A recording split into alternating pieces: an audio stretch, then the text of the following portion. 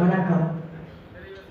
எனது அன்புக்குரிய பொன்மொழி அவர்கள் சாசன தலைவராக இருந்து அவரே சொன்னது போல இன்னல்கள், நம்முடைய சந்திரமோகன் ஐயா சொன்னது போல இடர்பாடுகள் எவ்வளவோ இருக்கிறது.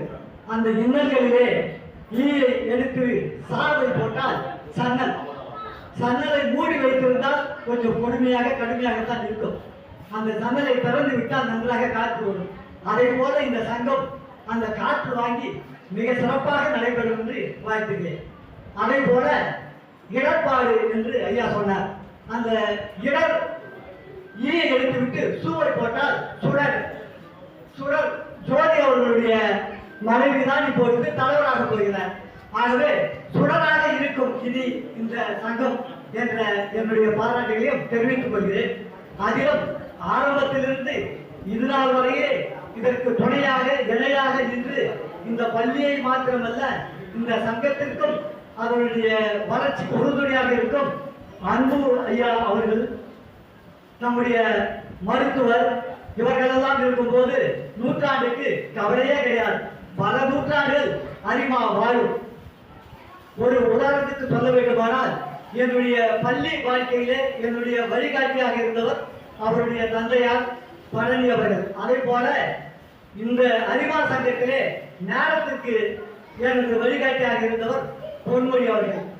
இன்னொரு சிறிய வருத்தம் எனக்கு உண்டு. எல்லா இடத்திலும் நூற்றாண்டு சங்கம் சரியான நேரத்தை தொடங்குகிறது என்று சொல்வது எனக்கு மற்றற்ற மகிழ்ச்சி, பெருமை. அதே நேரத்திலே நாங்களும் எங்களுடைய சங்கத்தை தொடங்கியதிலிருந்து இது 5வது ஆண்டிலே அடியெடுத்து வைத்திருக்கிறோம்.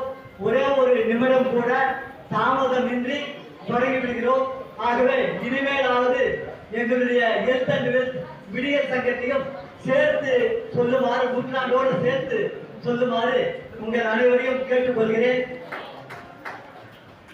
நான் எப்பொழுதும் சொல்வது போல நலமும் பலமும் என்பது மிக மிக முக்கியம்.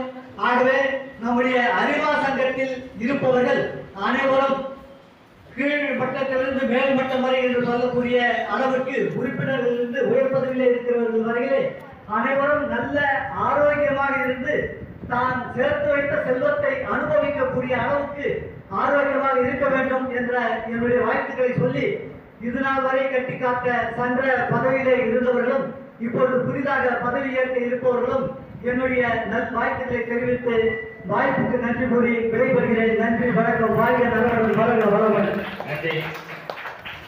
காஞ்சிபுரத்தினுடைய முதன்மை சங்கமாக வழங்குகின்ற ஓஸ் அரிமா சங்கத்தினுடைய